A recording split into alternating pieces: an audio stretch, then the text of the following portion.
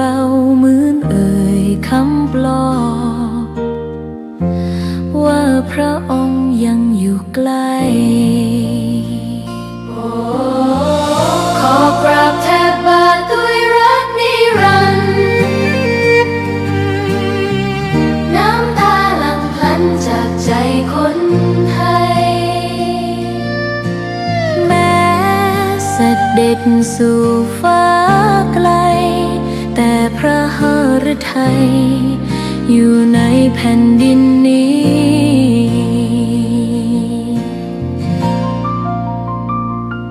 สวนดอกไม้ยังบานดังวันเก่าราวกับเจ้าดอกไม้รู้ว่าพระองค์จากไปแต่กลิ่นหอมยังพัดผ่านใจให้ระลึกถึงพระเมตตาแผ่นดินนี้ยังส่องสว่างด้วยพระคุณอันยิ่งใหญ่ขอเดินตามรอยเท้าแห่งพระแม่ไปด้วยศรัทธาไม่เสื่อมคลายขอกราบแทบบาทด้วยรักนิรันดร์น้ำตาหลั่งพลันจากใจคนไทยแม้เสด็จสู่ฟ้าไกลแต่พระหฤทัยอยู่ในแผ่นดินนี้ดวงใจไทยทุกดวงขอพักดีขอถวายรักนี้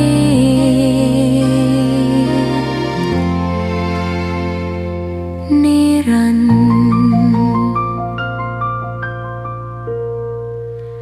แด่พระพันปีหลวง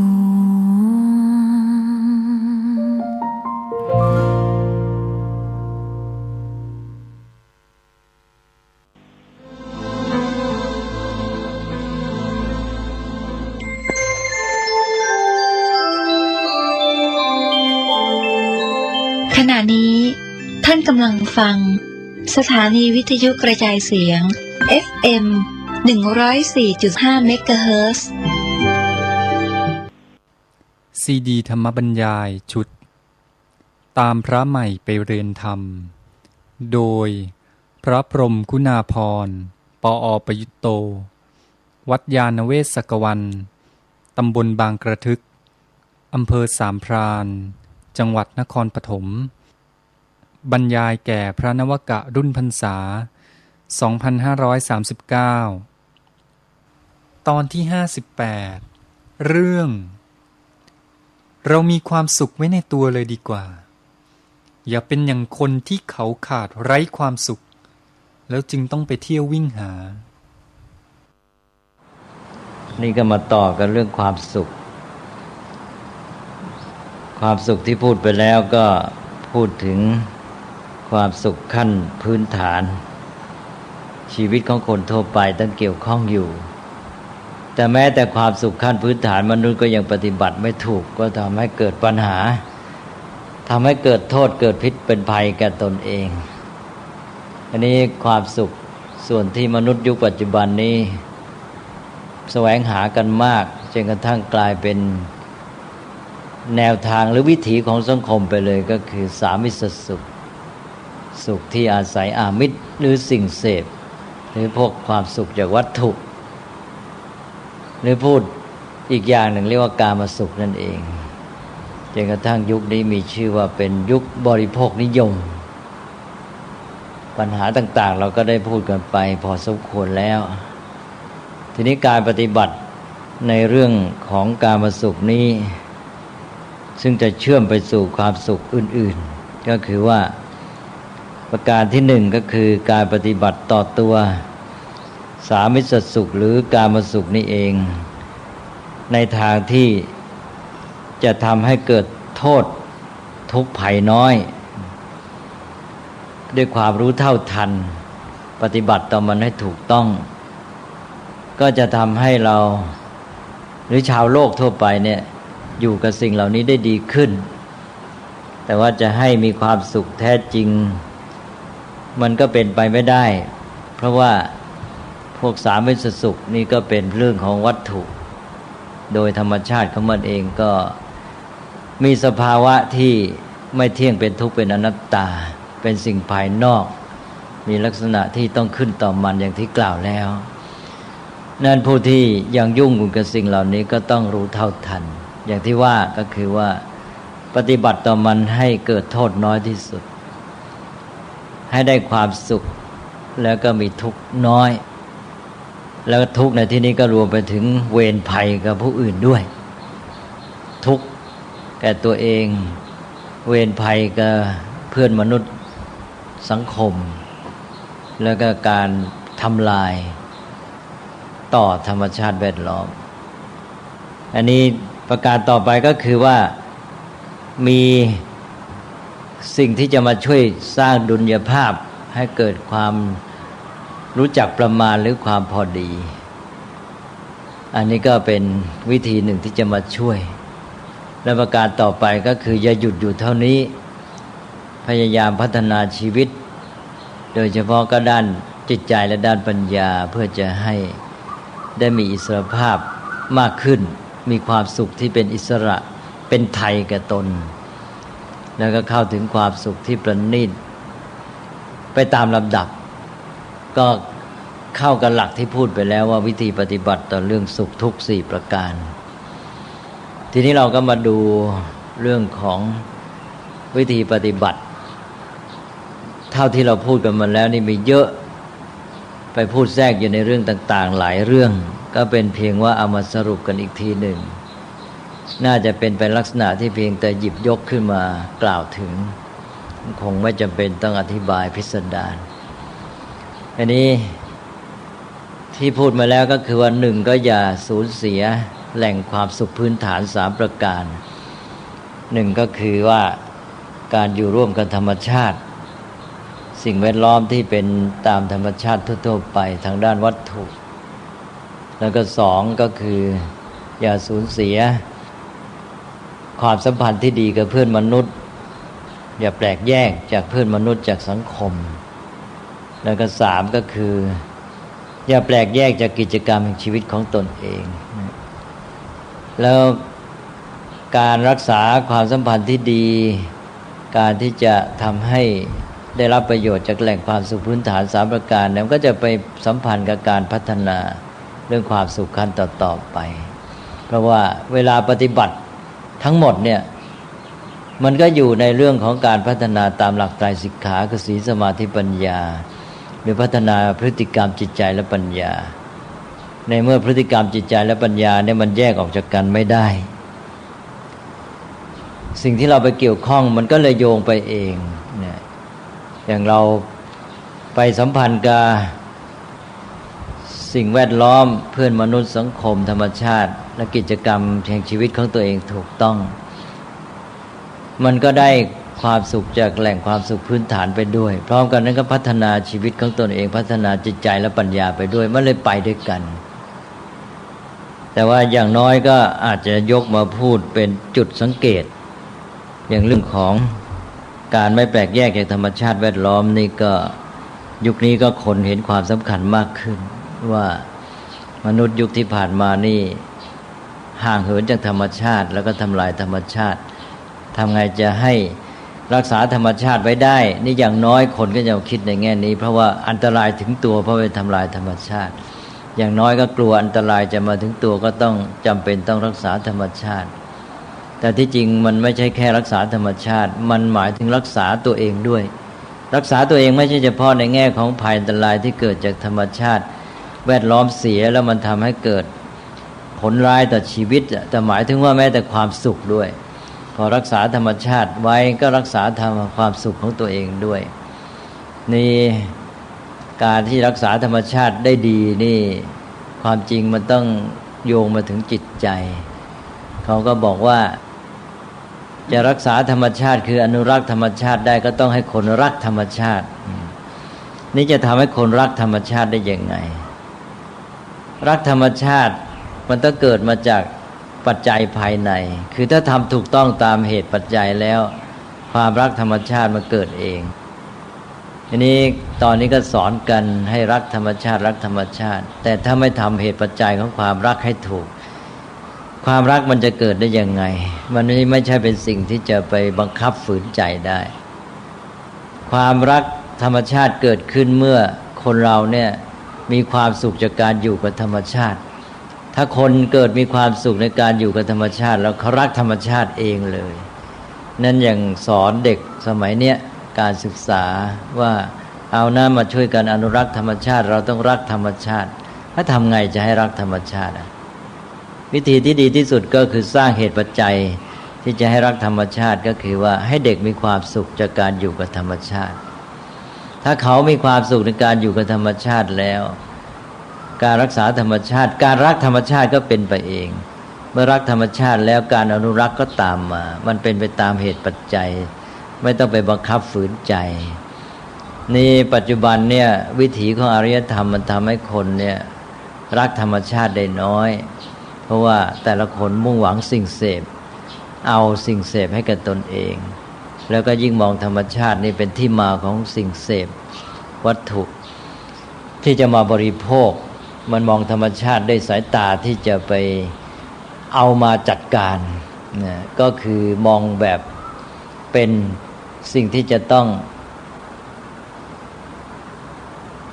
ทำลายหรือเบียดเบียนนั่นเองนะที่เรียกว่าเอาชนะธรรมชาติเอาชนะในความหมายหนึ่งก็กลายเป็นกำจัดแล้วก็สร้างสิ่งที่ตัวเองปรารถนาที่จะมาบำรุงความสุขนั้นทัศนคตินี้มันเป็นทัศนคติที่มองธรรมชาติเป็นปฏิปักษ์เมื่อมองเป็นปฏิปักษ์เป็นศัตรูมันก็รักไม่ได้แล้วก็เจอกันมันก็ไม่เป็นสิ่งที่จะทำให้มีความสุขบางทีสร้างค่านิยมกันถึงกับการที่ว่าถ้ามีธรรมชาติอยู่ก็แสดงว่าเรายังไม่เจริญเห็นธรรมชาติก็มองเป็นปฏิปักษ์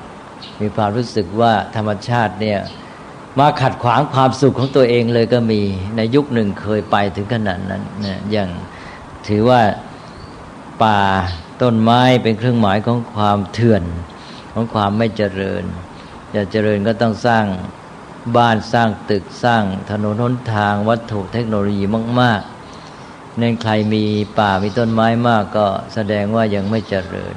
พอเห็นป่าเห็นต้นไม้ก็มีความรู้สึกไม่ดีขึ้นมาทันทีเป็นปฏิปักษ์จะต้องกำจัดจะต้องสร้างเป็นคอนกรีตขึ้นมาแทนจึงก็กลายเป็นป่าคอนกรีตระยะนั้นแม้แต่ตามวัดต่างๆก็เลยทำลายต้นไม้กันต้นไม้ที่เคยปลูกกันไว้ตั้งแต่บรรพบุรุษก็เลยมาหมดลงในยุคพัฒนาเนี่ยเมื่อพศ2503ขึ้นมาเนี่ยหมดไปเยอะแยะเลยนี่ทัศนคติค่านิยมแนวความคิดวิถีชีวิตก็อยู่ในลักษณะนี้มาเป็นเวลายาวนาน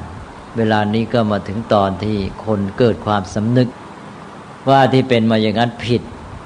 ทีนี้ก็การปลูกฝังความรู้สึกความเชื่อความคิดนี่มันปรุงแต่งมานานดังนั้นก็เกิดความขัดแย้งในตัวคนก็ไม่ค่อยมีความสุขจากธรรมชาติเท่าไหร่ดังนั้นก็จะต้องว่ากันใหม่ก็ต้องสร้างทำให้เด็กนี่มีความสุขในการอยู่กับธรรมชาตินะอย่างที่ว่าแล้วนี่อย่างไปเห็นกระรอกหรือเห็นนกก็มีความสุขจากการที่ได้เห็นมัน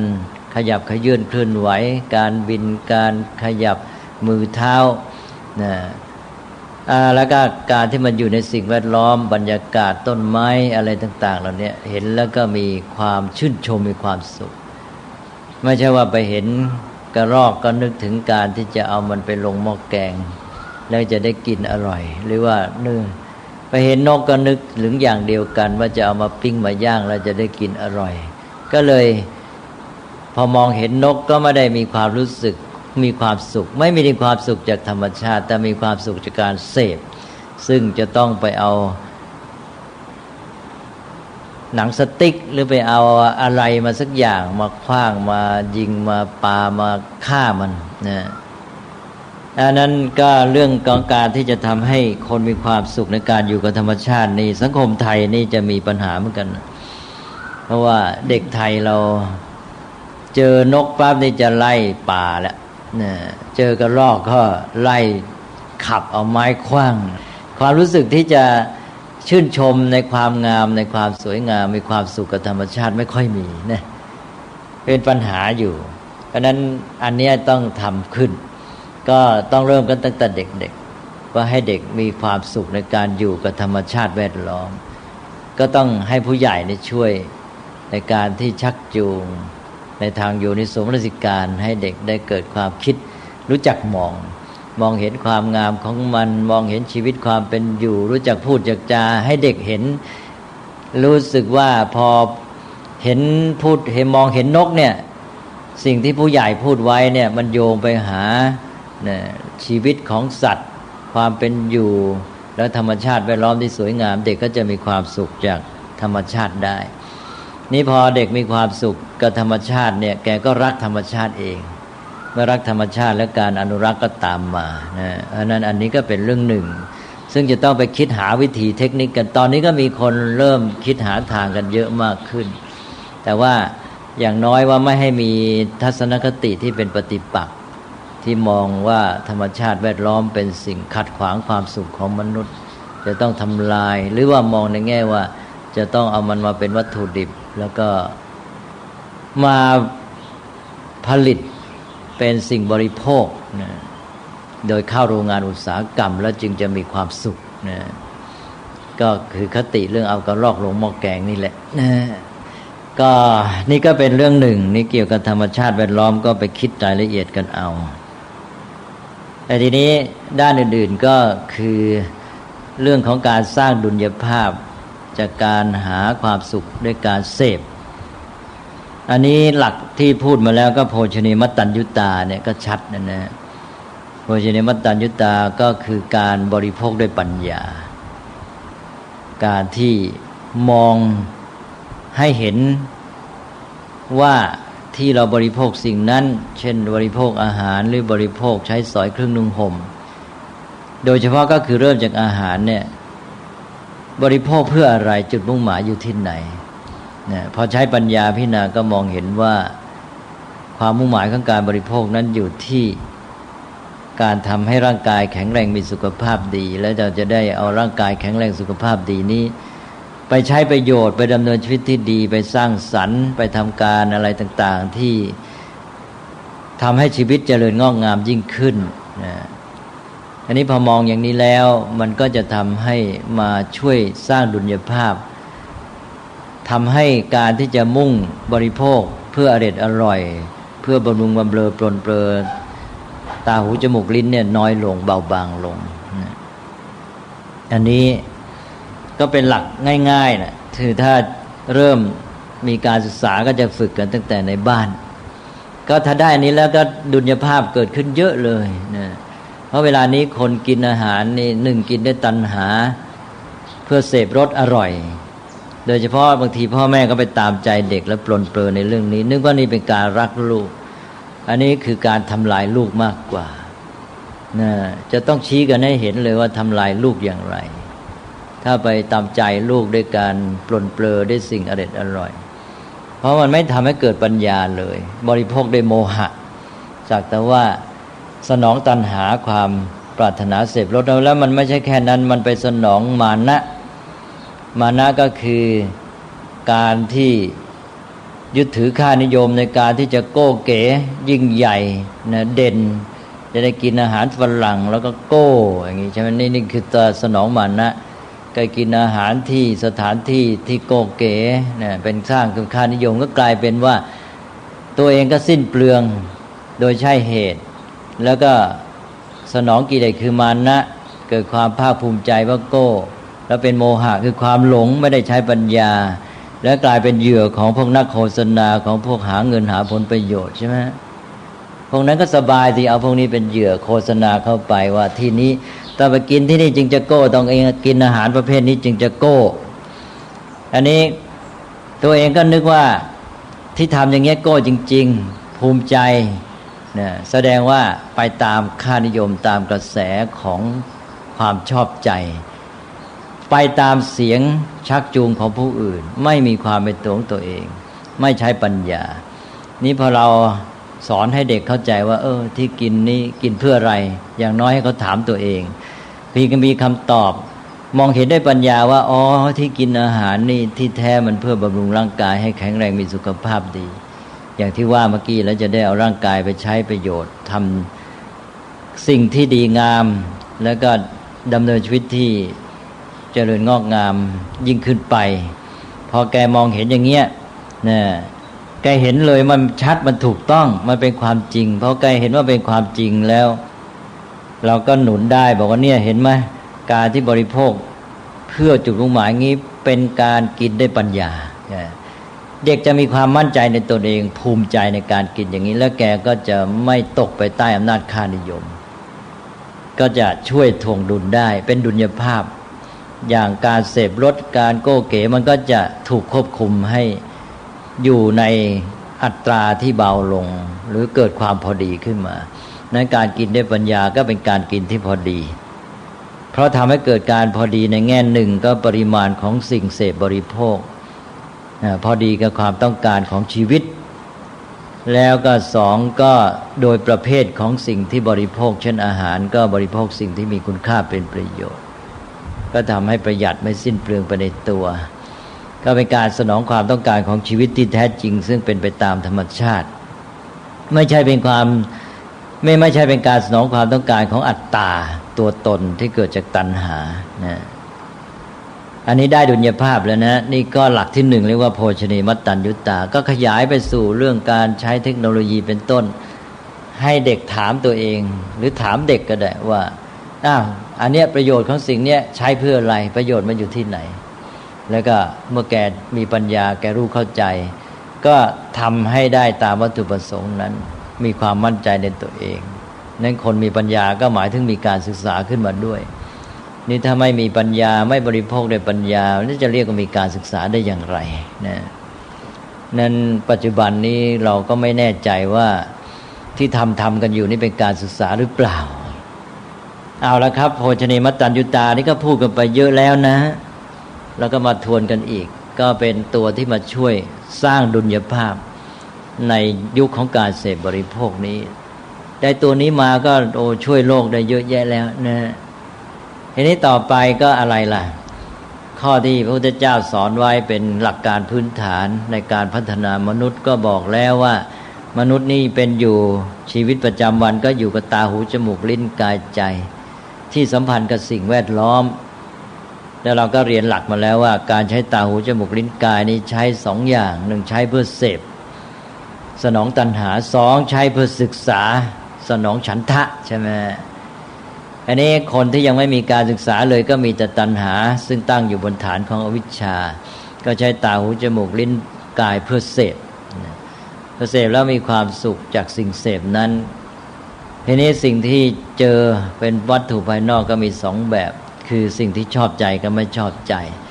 เจอสิ่งที่ชอบใจได้เสพก็มีความสุขเจอสิ่งไม่ชอบใจก็ทุกข์นะก็เลยมีสุขทุกข์ที่วนเวียนอยู่กับเรื่องของสิ่งชอบใจไม่ชอบใจนี่ต่อมาเรา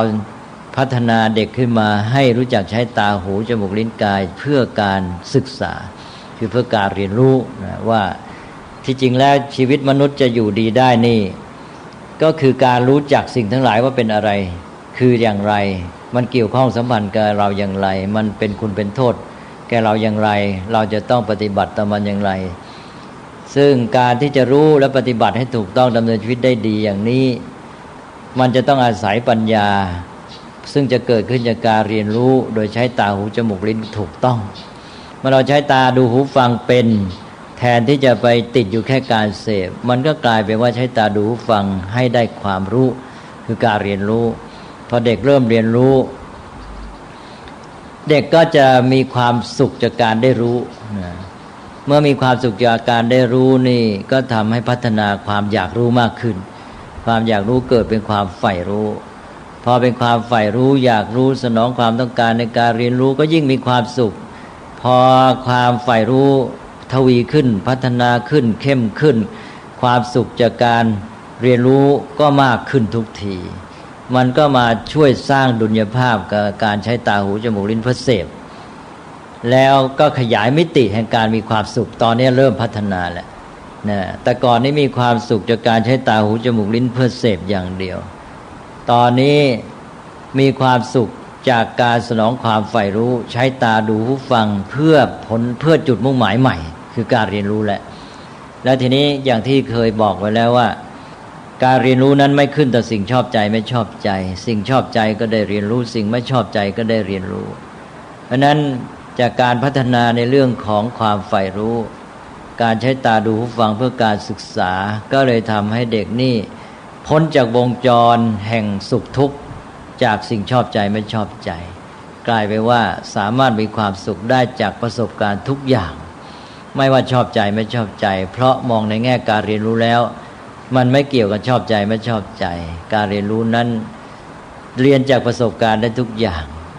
ยิ่งสิ่งที่ไม่ชอบใจก็อาจจะได้เรียนรู้มากด้วยแล้วก็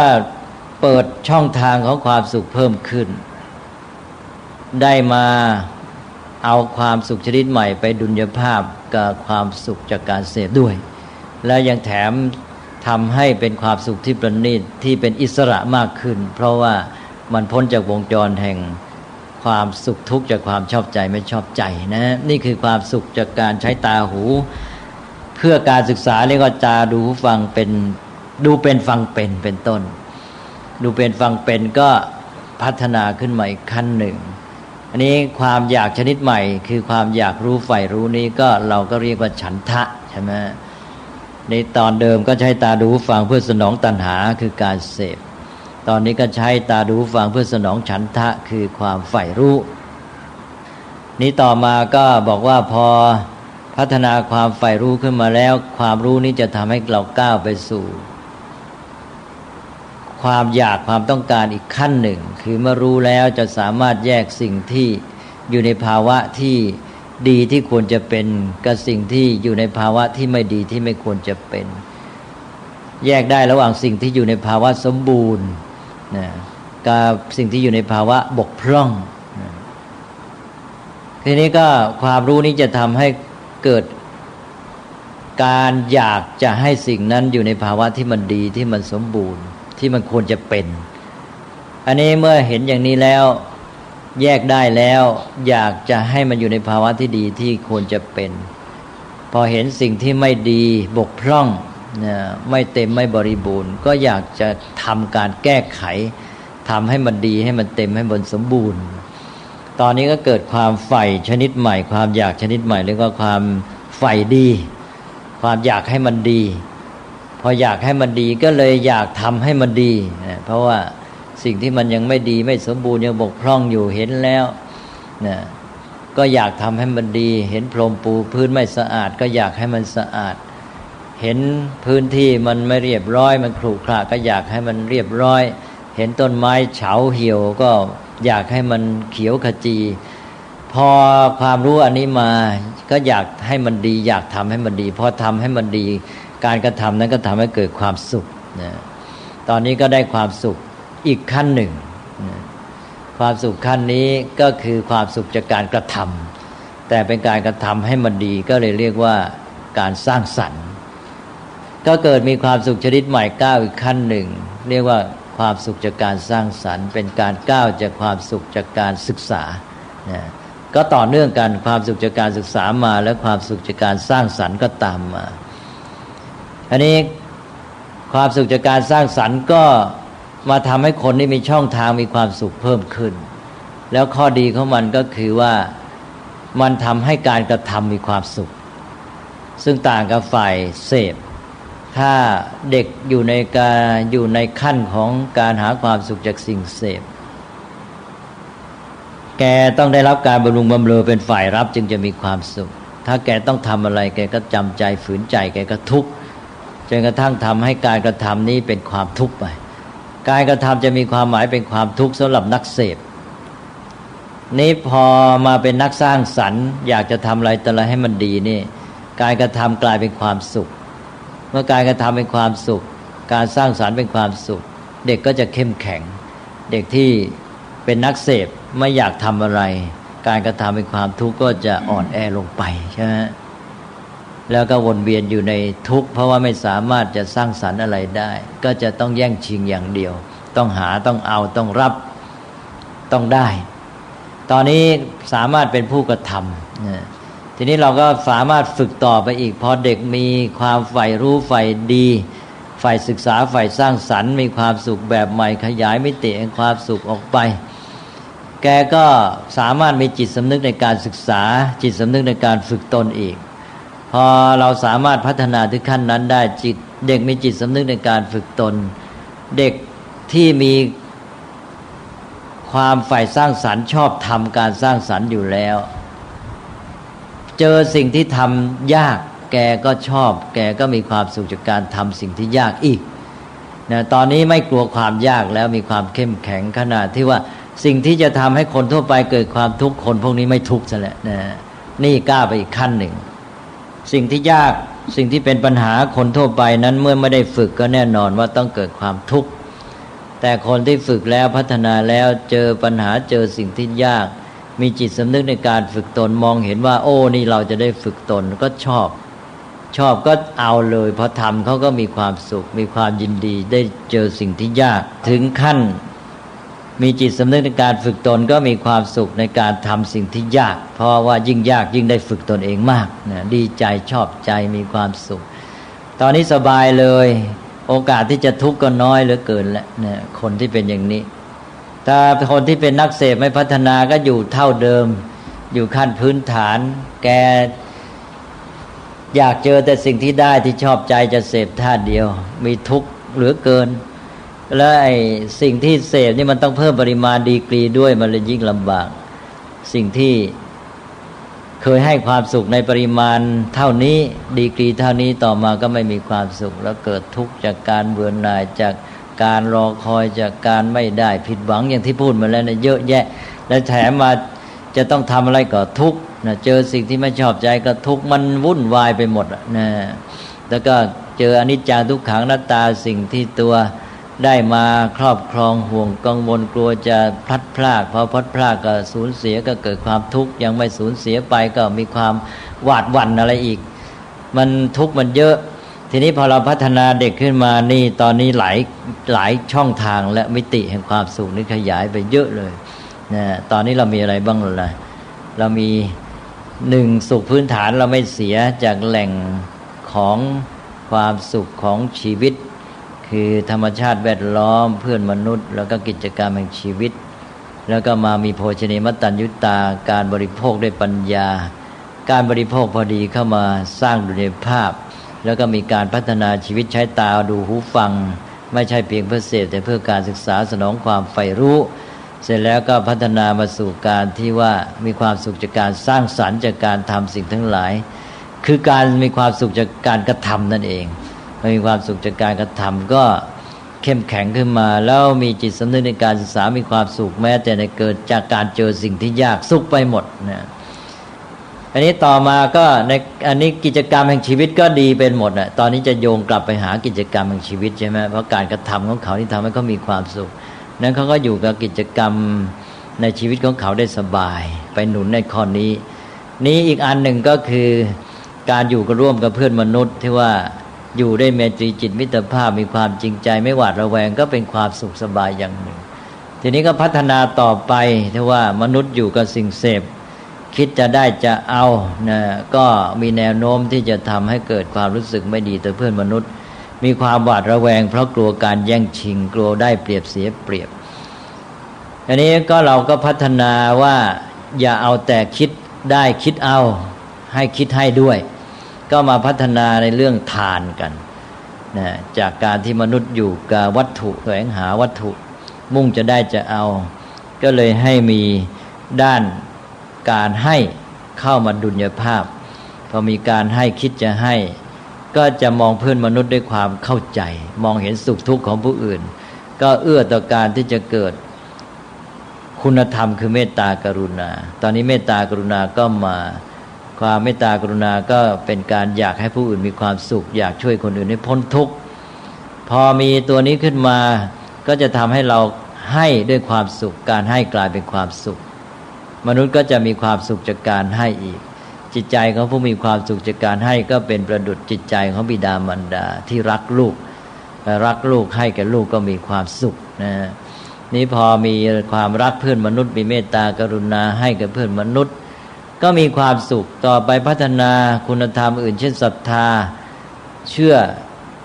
ทราบซึ้งในคุณค่าของการทำความดีนะเห็นว่าการบำเพ็ญประโยชน์ช่วยเหลือเพื่อนมนุษย์บำรุงพระศาสนานี้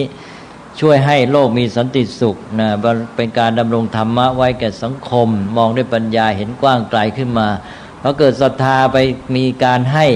ไปช่วยเหลือบำเพ็ญประโยชน์หรือไปบำรุงกิจการที่เป็นกุศลบำรุงพระศาสนาก็มีความสุขอีกจิตใจก็มีความสุขจากการให้นั้นคุณธรรมที่พัฒนาตอนนี้ก็ทำให้เรามีความสุขจากการให้มาหนุนในการอยู่ร่วมสังคมให้อยู่ด้วยความสุขยิ่งขึ้นมนุษย์ก็จะไม่แปลกแยกจากเพื่อนมนุษย์ด้วยกันนะและแถมมีความสุขมากขึ้นจากการอยู่ร่วมด้วยตกลงว่าเราก็ได้ความสุขจากแหล่งหนึ่งก็คือจากทานคือการให้โยงไปหาคุณธรรมในใจคือเมตตากรุณาก็พัฒนาไปพร้อมกันด้านนอกพัฒนาทานคือการให้ด้านในพัฒนาเมตตากรุณาเป็นคุณธรรมก็เยอะแล้วเนี่ยนะครับทีนี้ต่อไปก็ยังมีการฝึกอีกว่าฝึกยังไงฝึกว่าให้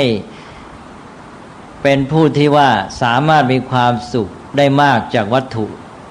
น้อยๆแต่ก่อนนี้ก็ต้องมีวัตถุเสพมากที่สุดจึงจะมีความสุขมากที่สุด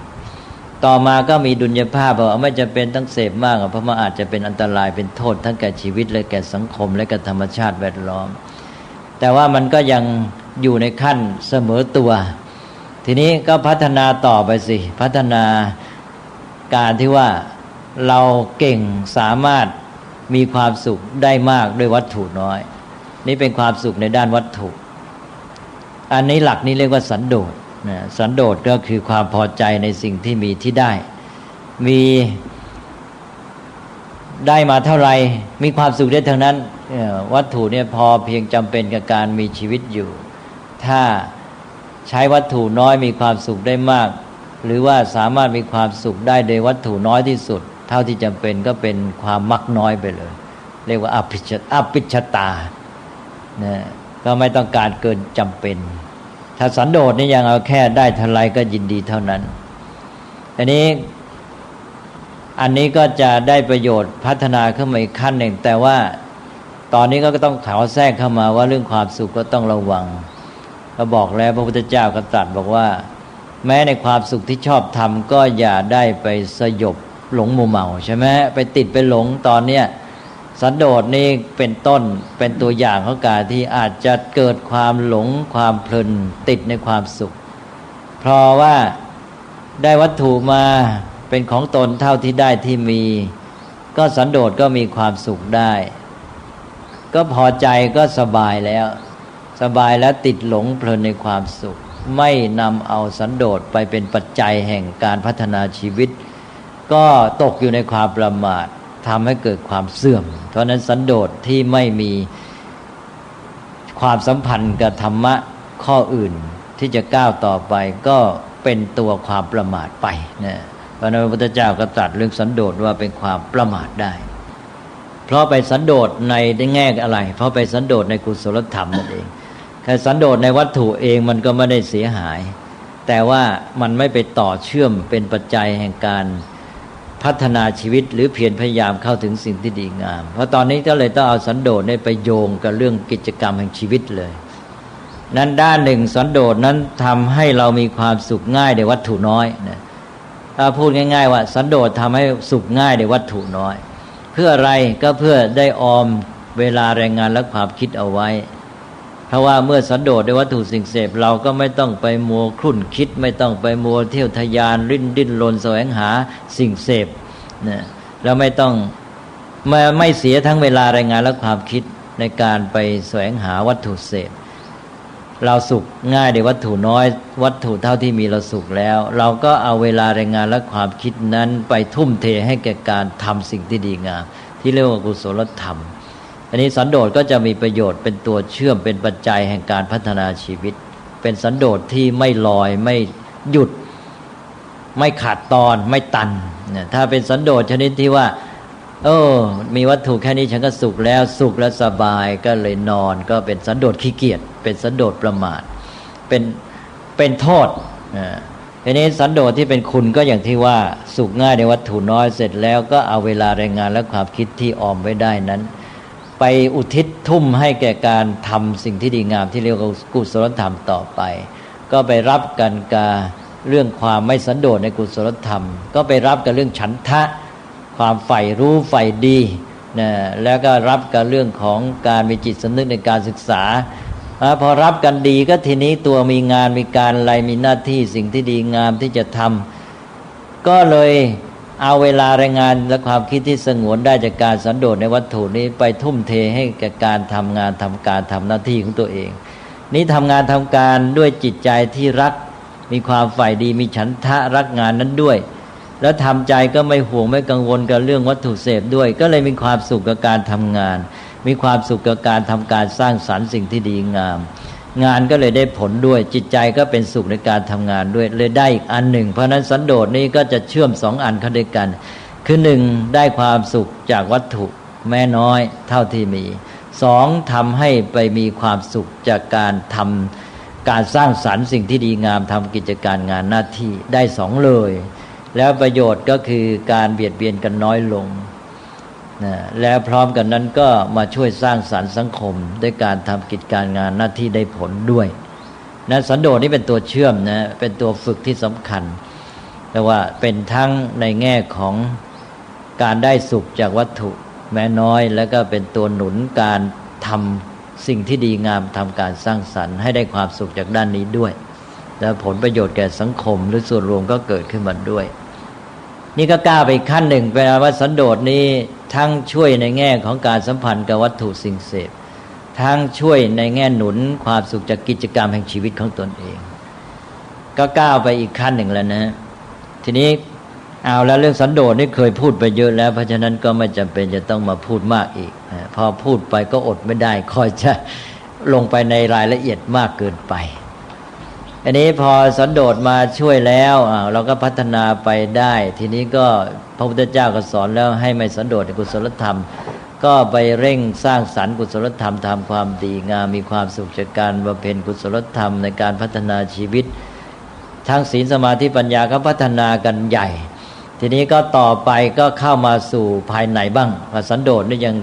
คาบเกี่ยวโยงระหว่างภายในภายนอกเพราะเป็นความสัมพันธ์กับวัตถุด้วยอันนี้ความสุขยังไม่หมดพัฒนาต่อไปก็ความสุขจากศักยภาพของมนุษย์ที่มีความสามารถในการประดิษฐ์ในการปรุงแต่งซึ่งสัตว์ทั้งหลายอื่นไม่มีสัตว์ทั้งหลายอื่นนี่มันอยู่ยังไงก็อยู่งั้นตามธรรมชาติเกิดมาอย่างไรก็ตายไปอย่างนั้นแต่มนุษย์ไม่ใช่อย่างนั้นมนุษย์มีความสามารถในการปรุงแต่งในการประดิษฐ์เพราะฉะนั้นแกก็คิดสร้างสรรค์สิ่งโน้นสิ่งนี้ทำให้วัตถุเจริญงอกงามขึ้นมาเป็นเทคโนโลยีเป็นอารยธรรมเป็นสิ่งก่อสร้างประดิษฐกรรมอะไรต่างๆเยอะแยะไปหมดนะเป็นโลกของมนุษย์ขึ้นมานี่เกิดจากความสามารถในการประดิษฐ์และปรุงแต่งสร้างสรรค์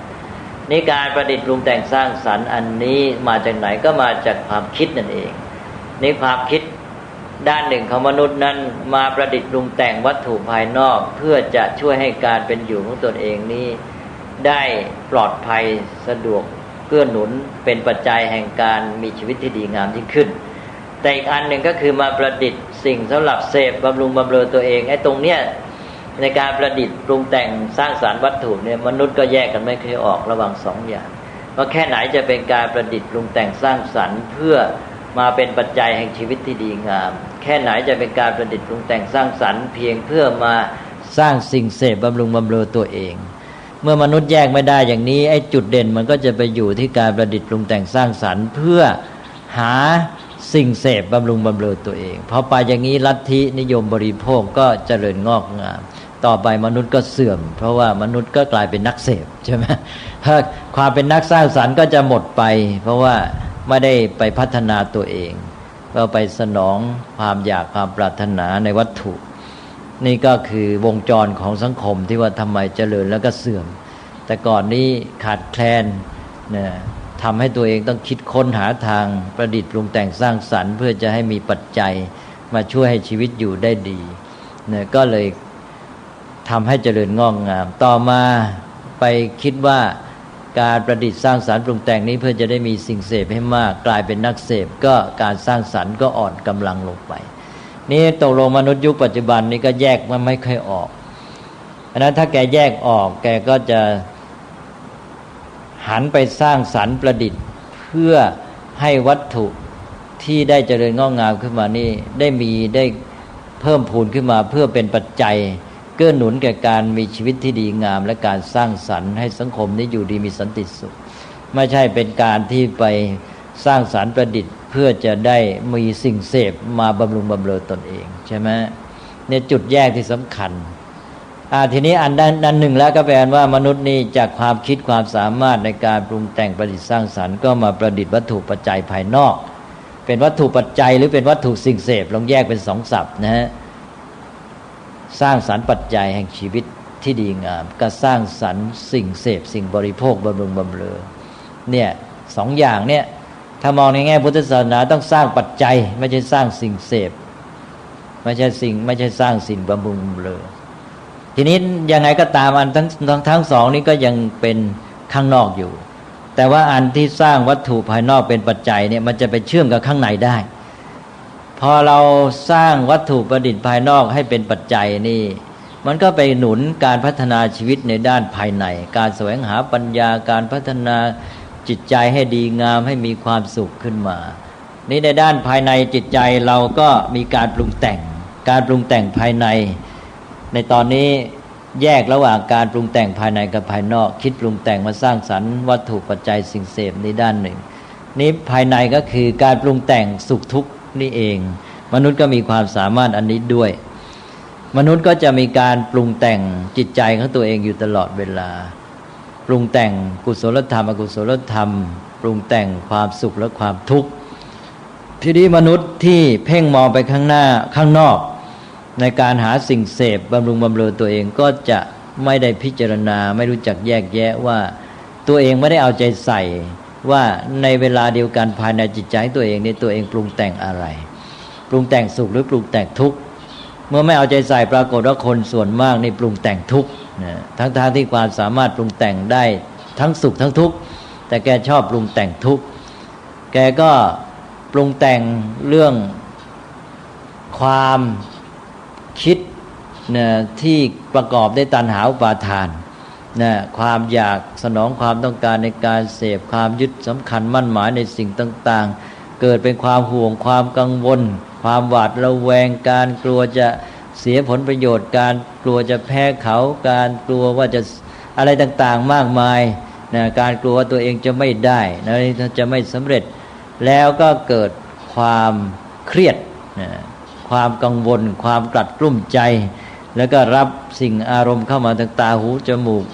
อะไรก็ตามที่มันกระทบในทางไม่สบายใจเก็บมาแล้วก็เอามาปรุงแต่งเวลามันนั่งเงียบก็แม้แต่เวลานอนบางคนก็ไปเก็บเอาแต่อารมณ์ที่มันกระทบกระทั่งและไม่สบายใจเนี่ยมาคิดปรุงแต่งตอนนี้ความสามารถปรุงแต่งนี้ก็เอามาใช้ในทางที่ปรุงแต่งทุกข์ก็ปรากฏว่าคนจำนวนมากที่ไม่ได้ฝึกฝนพัฒนาตนเองไม่รู้ตัวข้างนอกตัวเองก็ประดิษฐ์ปรุงแต่งสร้างสรรค์วัตถุเสพไอ้ข้างในใจก็ปรุงแต่งทุกข์คู่กันไปไอ้ข้างนอกก็จะหาสุขจากสิ่งเสพไอ้ข้างในก็ปรุงแต่งทุกข์ให้ตัวเองอยู่เรื่อยเลยตลอดเวลาคู่กันเนี่ยเดี๋ยวนี้คนเป็นอย่างนี้กันมากเลยเพราะฉะนั้นไอ้ข้างนอกก็ทะยานหาวัตถุเสพนักหนาไม่สุขสักทีไอ้ข้างในก็ทุกข์ใจก็เครียดไม่มีความสบายใจเลยใช่ไหมฉะนั้นถ้าไปอย่างนี้แล้วมันจะบรรลุจุดหมายชีวิตดีงามมันจะมีความสุขได้ยังไงไม่มีทางนะเพราะว่าใช้ความสามารถในทางที่ผิดนี่ก็รวมความก็คือมนุษย์ปัจจุบันนี้เพราะว่าไม่ได้ศึกษาก็ใช้ความสามารถในทางที่ผิดนะข้างในตัวเองก็ปรุงแต่งทุกข์เอาอะไรแต่อะไรมาก็เก็บมาก็มาปรุงแต่งเรื่องความเครียดความกังวลกระวายจนกระทั่งเป็นลักษณะสังคมยุคนี้เลยเป็นสังคมที่คนมีจิตใจเครียดมากนะ แล้วก็เอาการปรุงแต่งนี้ก็มาจากความสัมพันธ์ในสังคมด้วยในการที่ว่าเป็นระบบแข่งขันแย่งชิงเรื่องของระบบสังคมก็มาหล่อหลอมจิตใจนะทำให้เพิ่มความเครียดยิ่งขึ้นก็กลายเป็นทุกข์ในจิตใจและกล่าวออกมาระบายก็เป็นทุกข์แก่สังคมเพราะว่าคนที่มีทุกข์นี่ก็มีความโน้มเอียงในการที่จะระบายทุกข์ให้แก่ผู้อื่นนะอันนี้เราก็บอกว่าให้ท่านเปลี่ยนซะให้ใช้ศักยภาพความสามารถในการปรุงแต่งเนี่ยมาปรุงแต่งสุขซะแทนที่จะปรุงแต่งทุกข์ก็ปรุงแต่งกุศลธรรมและปรุงแต่งความสุขก็สิ่งที่เรามองเห็นสิ่งเดียวกันเนี่ยถ้ามองในแง่ไม่ดีก็ทำให้ไม่สบายใจปรุงแต่งใจก็ทุกข์แต่ถ้าเรารู้จักมองเราอาจจะหาประโยชน์จากมันได้ปรุงแต่งใจให้เป็นสุขก็ได้ใช่ไหมหรือว่าสิ่งที่ได้เห็นมากมายจิตใจมักจะไปติดกับสิ่งกระทบที่ไม่สบายใจไม่ชอบใจอันนี้สิ่งที่น่าสบายใจไม่เก็บเอามาเราก็ไปเก็บเอาสิ่งที่ดีๆน่าชอบใจสบายใจเอามาปรุงแต่งจิตใจของตัวเองหรืออะไรที่มันเข้ามาแล้วจะรบกวนจิตใจไม่มีประโยชน์เราก็ใช้สติกันมันเสียเราไประลึกเอาสิ่งที่ดีงามมาเนี่ยพระพุทธเจ้าก็เลยสอนวิธีปรุงแต่งจิตนี่คือเรื่องของสมถะทั้งหมดเรื่องของสมถกรรมฐานการฝึกสมาธิเรื่องจิตภาวนานี่เป็นการที่ทำให้มนุษย์ได้สามารถใช้ศักยภาพของตนเองในการสร้างสรรค์ปรุงแต่งความสุขให้แก่ตนเองในภายในนะก็สร้างปรุงแต่งจิตภายในอย่างที่พระพุทธเจ้าสอนแล้วพุทธานุสติธรรมานุสติทำไมคุณไประลึกเรื่องไม่เข้าเรื่องล่ะทำให้ทุกข์โดยใจเหตุก็เอามาลึกเรื่องที่ดีๆสิถ้ายังนึกไม่ออกนะก็เอาละพุทธานุสติบ้างธรรมานุสติบ้างสังขานุสติบ้างศีลานุสติบ้างจาคานุสติเทวตานุสติแม้แต่มรณานุสติมรณสติแล้วลึกถึงความตายก็ยังน่าที่คนเขาว่าน่ากลัวนั้นระลึกเป็นมันก็ได้ความสุขแปลกดีเหมือนกันนะรู้จักใช้โยนิโสมนสิการพระพุทธเจ้าบอกว่าให้ปรุงแต่งจิตในแง่ดีแล้วรู้จักเอาประโยชน์จากทุกสิ่งทุกอย่างแม้ที่เลวร้ายที่สุดที่เราไม่ชอบใจน่ากลัวที่สุดก็เอามาลึกก็ทำให้ใจสบายได้นะถ้าระลึกเป็นตกลงว่าพระพุทธเจ้าสอนเยอะนะแม้แต่หายใจคุณไม่รู้จะทำอะไรใจไม่สบายก็ใช้สติไม่เอาอารมณ์นั้นมานึกคิดคุณหายใจเป็นซะหายใจมาตลอดทุกวันไม่เคยหายใจโดยความรู้ไม่เคยหายใจเป็นหายใจเลื่อยเปื่อยไปหายใจตามอารมณ์เวลาโกรธก็หายใจแรงฝืดฟาดนะทำให้เสียสุขภาพหรือว่าเวลากลัวก็กลั้นหายใจซะทำให้หายใจไม่ได้ประโยชน์ก็หายใจให้เป็นหัดหายใจอย่างมีสติต่อมาก็เป็นประโยชน์เกื้อกูลต่อร่างกายต่อสุขภาพด้วยนะแล้วเวลาไม่มีอะไรจะทำเดี๋ยวจะไปกลุ้มกังวลไปปรุงแต่งไม่เข้าเรื่องก็ไม่ต้องนึกอะไรก็กำหนดลมหายใจซะเนี่ยเอาจิตอยู่กับลมหายใจหายใจเข้าหายใจออกสบายหายใจสบายสม่ำเสมอได้ประโยชน์กับร่างกายตัวเองด้วยแล้วรักษาจิตใจทำให้จิตใจนั้นอยู่กับสติอยู่กับสิ่งที่ไม่มีโทษก็ไม่ปรุงแต่งในเรื่องร้ายไม่มีความทุกข์ด้วยนะหรืออย่างปรุงแต่งให้ดีกว่านั้นอีกเวลาหายใจก็ปรุงแต่งไปด้วยว่าหายใจเข้าจิตอะไรทำจิตให้เบิกบานหายใจเข้าทำจิตให้โล่งเบาหายใจออกนะเวลาหายใจเข้าก็ทำใจให้สบายชื่นบานผ่องใสเวลาหายใจออกก็ทำใจให้ปลอดโปร่งโล่งเบาเนี่ยภาวนาใช้คำว่าภาวนาแบบภาษาไทยก็ได้ว่าเอามาใช้ปรุงแต่งเวลาหายใจก็ปรุงแต่งใจไปด้วยอย่างที่ว่านะฮะนี่ก็เป็นวิธีหนึ่งง่ายๆทำจิตเบิกบานหายใจเข้าทำจิตโล่งเบาหายใจออกทำอย่างนี้ไปทำใจของตัวเองทำตามคำที่ว่าก็สบายมีความสุขไม่เอาเรื่องไม่เข้าเรื่องมานึกมาคิดนะแล้วปรุงแต่งจิตนี่เยอะนะอย่างน้อยก็อย่างที่เคยพูดไปแล้วว่าทำใจให้มีปราโมทย์ความร่าเริงเบิกบานใจปีติความอิ่มใจปัสสัทธิความสงบเย็นผ่อนคลายกายใจแล้วก็สุขความโล่งโปร่งเบาคล่องใจสะดวกใจแล้วก็สมาธิความมีจิตสงบแน่วแน่ตั้งมั่นอยู่ตัวไม่ถูกรบกวนด้วยอะไรทั้งสิ้นนี่อย่างนี้ถ้าได้ภาวะจิต5อย่างนี้ประจำอยู่ก็สบายมีความสุขนี่ก็การปรุงแต่งเท่านั้นนะฮะ ใช้ความสามารถในการปรุงแต่งที่มนุษย์มีอยู่นี้ให้เป็นประโยชน์ อย่าไปปรุงแต่งให้เกิดโทษแก่ตนเองถ้าปรุงแต่งอย่างนี้แล้วก็จะไปเชื่อมกับการทำให้เกิดปัญญาพอจิตมันเป็นสมาธิจิตที่ดีเป็นกุศลนี่มันจะคิดอะไรแต่อะไรมันก็โล่งเบาก็คิดคล่องก็เอาจิตที่มีสมาธิจิตที่ดีนี้ไปใช้ประโยชน์ท่านเรียกว่าเป็นจิตที่เป็นกัมมณียะจิตที่เหมาะกับการใช้งานก็ไปสู่การพัฒนาปัญญาแล้วพัฒนาปัญญาให้เกิดความรู้ความเข้าใจในสิ่งทั้งหลายตามเป็นจริงตอนนี้แหละก็จะถึงสุขขั้นสุดท้ายเรียกว่าสุขเหนือปรุงแต่งแหละเมื่อกี้นี้สุขในขั้นปรุงแต่งนะพวกสมถะต่อไปสุขขั้นสุดท้ายสุขเกิดจากปัญญาเหนือปรุงแต่งเรียกว่าวิปัสสนาพอวิปัสสนาตอนแรกก็ยังปรุงแต่งเอาปัญญามาปรุงแต่งจิตให้ก้าวไปในกุศลธรรมให้พ้นจากทุกข์ให้มีแต่ความสุขเป็นประจำใจจนกระทั่งพอปัญญานี้เจริญงอกงามพรั่งพร้อมสมบูรณ์รู้เข้าถึงความจริงของสิ่งทั้งหลายแล้วก็จะเป็นจิตที่เป็นอิสระตอนนี้เป็นจิตเหนือปรุงแต่งเป็นความสุขที่ไม่ต้องปรุงแต่งเป็นขั้นสูงสุดอันนี้เอาไว้ครั้งต่อไป